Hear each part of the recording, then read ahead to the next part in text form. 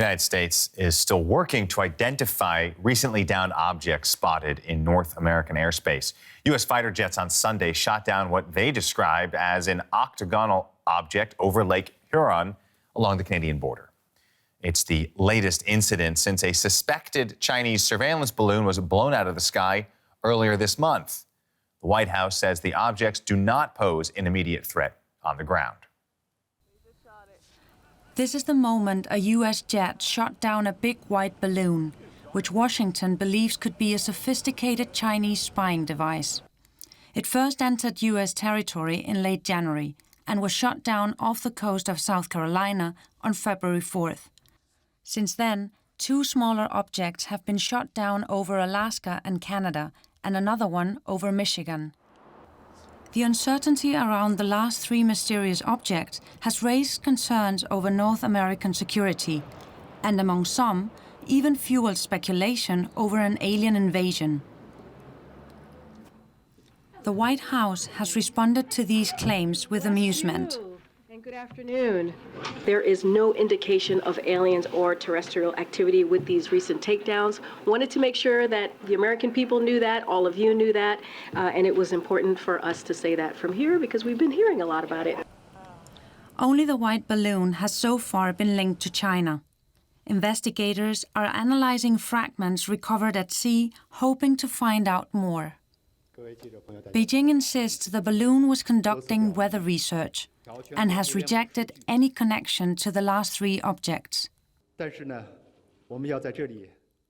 We have stated many times that China's civilian unmanned airship entered the U.S. airspace accidentally, which was an unexpected accident due to force majeure. As for the 3 other so-called unidentified flying objects, I have no information on them. After years of mistrust, these latest tensions highlight yet another downturn in U.S.-China relations. Let's get more now on this situation with Kelly Grieco. She's a senior fellow at the Stimson Center, a security policy think tank in Washington. Kelly, very good to have you with us on DW. So we are probably not looking at an alien invasion here. Walk us through what we do and don't know about these mysterious objects. Yes, I would say there's actually a lot we don't know right now. There are really more questions than answers. What I think is important to understand is that the first incident of the Chinese surveillance balloon that crossed the United States is quite different from these other incidents. It was much larger. You can sense in the White House and Pentagon's response that they're highly confident that was a Chinese surveillance balloon. These other 3 incidents, the unidentified object, as they're calling it, is much smaller. It's whereas the first balloon was about the size of 2 buses. This one is about the size of a small car, and they're now reporting that they don't believe that these other 3 balloons had communications equipment associated with them if they are balloons. So I think there's an important difference between the first incident and the other 3, and a lot we just don't really know about the latter 3 in particular. Right. So is this hypersensitivity because one thing happened, we see that NORAD is adjusting their radars, making it more sensitive? Are we just seeing more things that maybe are always there? How do you assess this situation? I think that's exactly right, and that it's quite clear that after this first incident, NORAD has even acknowledged that they adjusted their radars. And one of the things with radars is you're looking for objects that are of concern of interest to you, and part of what you need to do that is to filter out a lot of noise. And traditionally, we have thought of noise being objects that are really small and that are moving slowly. I've just, of course, described a balloon to you. And so there was an effort to try to make the radar more sensitive so they would pick up more of these potential balloons if they're out there. And of course, one of the problems with that is we're now seeing a lot more objects.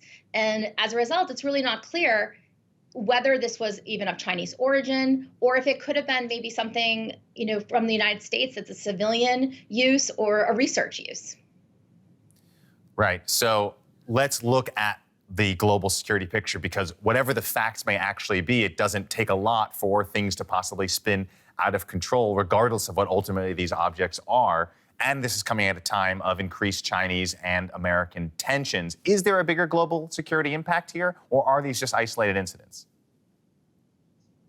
No, I think there is a much bigger security impact here, in part because this incident is happening at a time of deteriorating U.S. Chinese relations. And it's being fit into a larger narrative about China being a threat and about competition and a need for the United States to become much more serious about the China threat. And both parties, in some ways, are trying to almost outbid each other in their, hawkishness towards China. I would just say I think there is a real opportunity here for some kind of diplomacy around this issue. One of the first things China did was note its regret about this incident. That's highly unusual. And I would just suggest that there is an opening there with that statement for the White House to perhaps engage with Beijing, particularly around the issue of surveillance balloons and maybe setting up some rules of the road. All right, Kelly Grieco there with the latest what we do and don't know about these objects over American airspace, coming to us from Washington. Thanks very much. Thank you.